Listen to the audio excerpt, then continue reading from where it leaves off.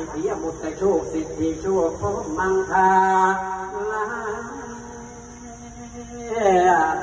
เพิ่นจะไปอาราธนาอาจารย์ผู้ฉลาด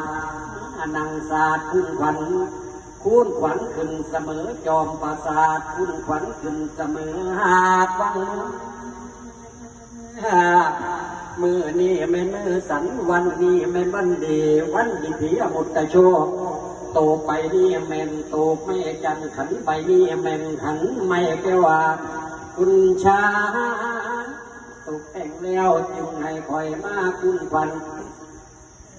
วันนี้วันดีข้าจะสู่ขวัญแก้วกูเกิดบุญ